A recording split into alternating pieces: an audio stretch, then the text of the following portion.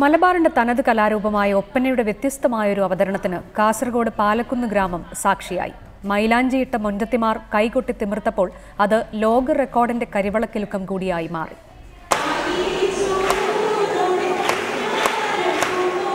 ഒപ്പനയിലെ തനിമ നിലനിർത്തി പുതുമയാർന്ന അവതരണം അതായിരുന്നു പാലക്കുന്ന് ഗ്രീൻവുഡ്സ് സ്കൂളിലെ വിദ്യാർത്ഥിനികൾ ആസ്വാദകരിൽ മുന്നിൽ എത്തിച്ചത്. സാധാരണഗതിയിൽ നിന്ന് വിഭിന്നമായി ഇവിടെ ഒരുക്കിയ ഒപ്പനയിൽ മണവാട്ടിയടക്കം 501 മൊഞ്ചത്തിമാരാണ് അണിനിരന്നത്. നേരത്തെ ലോക റെക്കോർഡിൽ ഇടം നേടിയ 121 പേരുടെ മെഗാ ഒപ്പനയിലെ പരിശീലകനായ മൊട്ടമ്മലിലെ ജുനൈദ് തന്നെയാണ് ഈ മെഗാ ഒപ്പനയിൽ അരങ്ങിലെത്തിച്ചത്.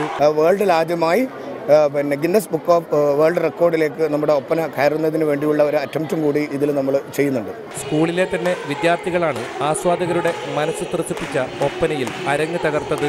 501 മൊഞ്ചത്തിമാർ ചിട്ടയായ പരിശീലനത്തിലൂടെ അരങ്ങിലെത്തിയപ്പോൾ അത് മറ്റൊരു ലോക റെക്കോർഡുകളുടെ അടയാളപ്പെടുത്തൽ കൂടിയായി മാറി. KV Baiju, reporter, Kasaragod.